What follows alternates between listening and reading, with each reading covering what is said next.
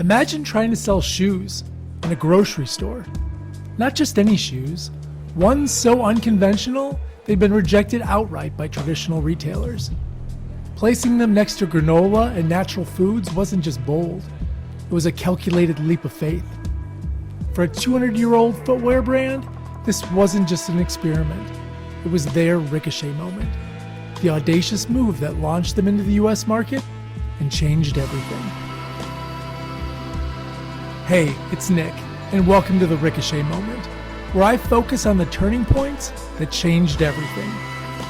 Every business has a trajectory, but sooner or later, it hits a pivot, a ricochet. The direction it takes next, soaring upward or crashing hard, comes down to a single decision. This is where leaders step up, the stakes rise, and the story unfolds. This is the story of Birkenstock's Ricochet Moment. It starts with an American dressmaker, a trip to Bavaria, and the spark that turned a centuries-old footwear brand into a cultural icon in the US. Birkenstock didn't start as a global icon.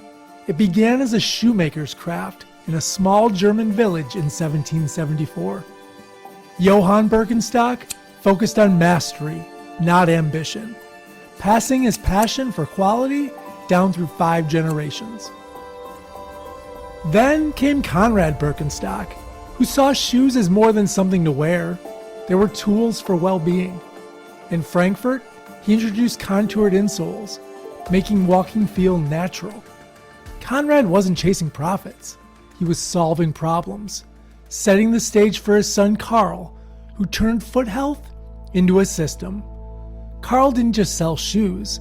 He taught customers about the Birkenstock way, building trust one step at a time. Karl's son had a radical idea. Could comfort meet mass production? His answer was the footbed sandal, a rebellion against fashion trends and stilettos.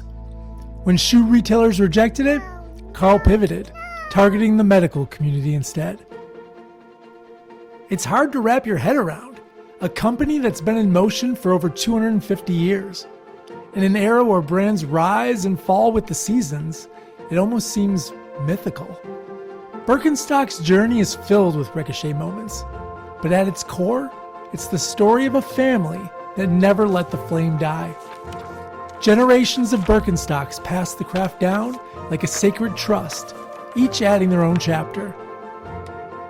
And yet, could the founder have ever imagined that a dressmaker from California, on a chance trip to a Bavarian spa, would spark one of the brand's most pivotal ricochet moments? That single, unlikely event didn't just fuel the fire. It set the stage for Birkenstock to stride confidently into the next century. In 1966, a seemingly inconspicuous decision changed the trajectory of Birkenstock forever.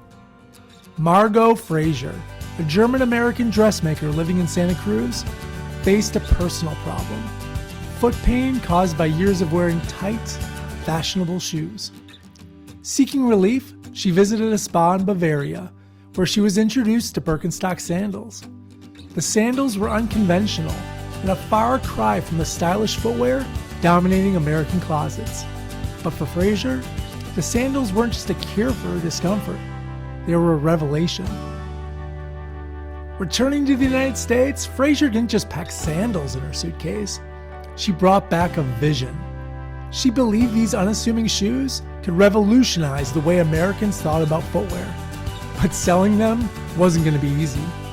Early feedback from shoe retailers were harsh. The sandals, with their earthy design and cork soles, were dismissed outright as clunky and unappealing.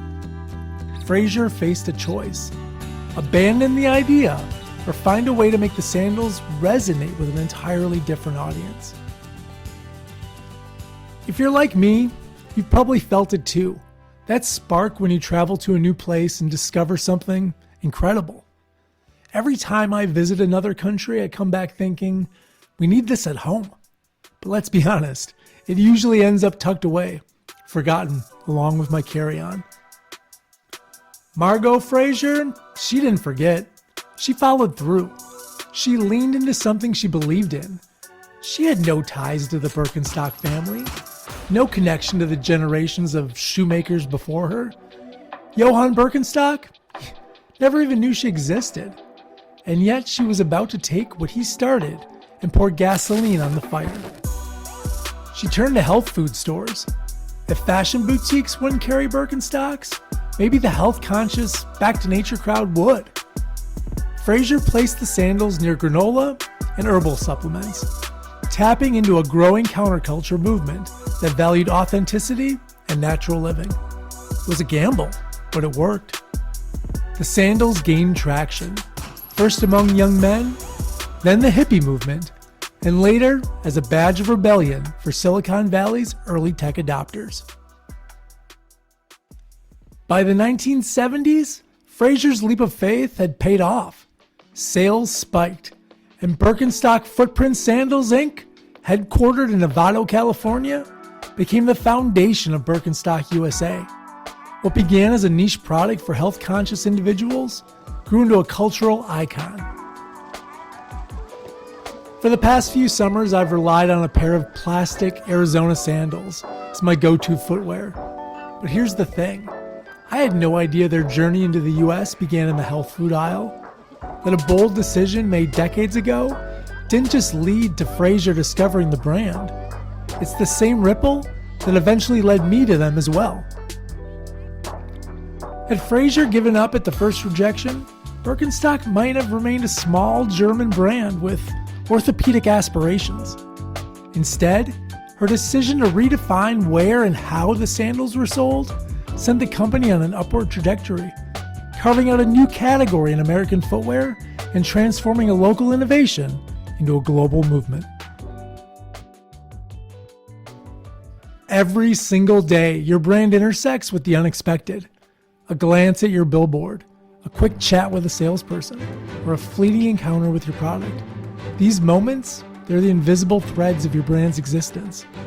Some lead to predictable outcomes like a sale, but others have the potential to spark something extraordinary, the Ricochet Moment. The Ricochet Moment is the unpredictable spark that sets a wildfire of growth in motion. It's when someone, an outsider, a skeptic, someone who isn't your customer, becomes your fiercest champion. Think of Birkenstock. If they had dismissed the possibility of appealing beyond the orthopedic niche, they would have missed the magic. By embracing unexpected audiences, they transformed from utilitarian footwear to a cultural phenomenon. That willingness to connect with the unexpected became their signature. Businesses often find themselves stuck while solely serving their core customer. They focus so intently on what worked yesterday that they miss the shifting landscape of today. Tastes evolve, desires change, and brands that cling to the past risk irrelevance. Birkenstock didn't fall into that trap. They leaned into the power of the Ricochet Moment. What started as functional footwear transformed into a cultural icon. Birkenstock realized their story wasn't just about comfort, it was about self-expression, authenticity, and a lifestyle people wanted to embody.